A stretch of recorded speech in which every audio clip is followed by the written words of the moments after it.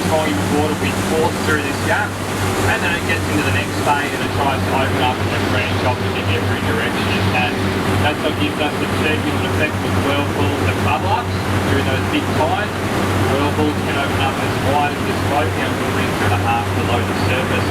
Those bubble ups have to come up to the height of the railing on either side of the boat, and you really need to watch out for the falls when they become incredibly dangerous. That's why we have a safe limit on the narrow gap here, in which you can take boats through differences up to a metre safely.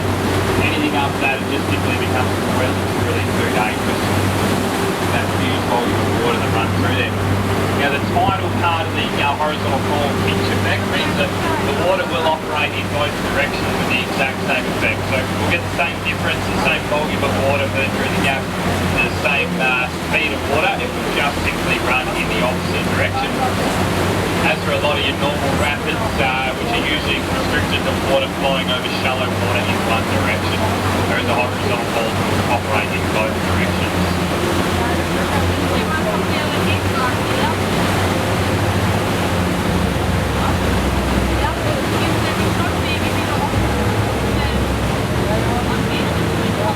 How good's that?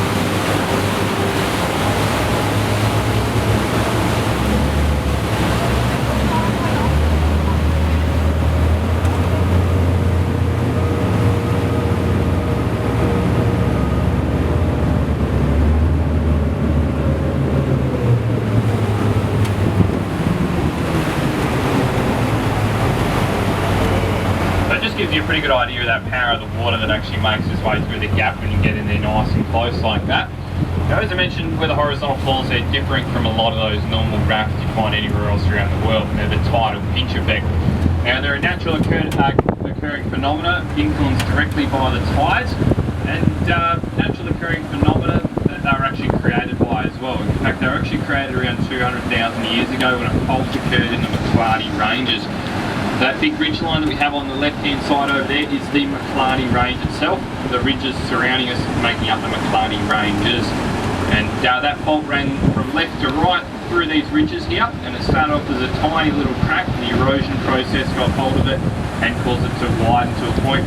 When the sea level rises, seawater starts to make its way through the gaps.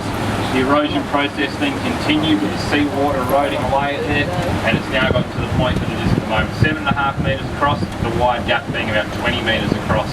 They will continue to erode over the next couple of 10 or so thousand years. In fact, by about 20 or so thousand years from now, there will be no restriction in flows. The water will move through here quite freely. We'll actually stop getting the horizontal waterfall effect, and it'll just be tidal water moving through here as it does throughout the rest of the Kimberley region.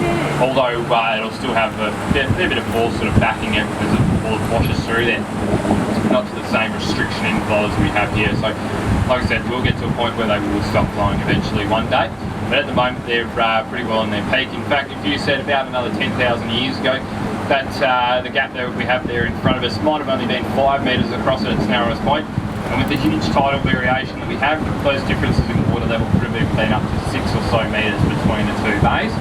However, it would have been a much greater restriction in flow, so you wouldn't quite have had the same volume of water moving through there. Just a lot of turbulent water itself running through the gap.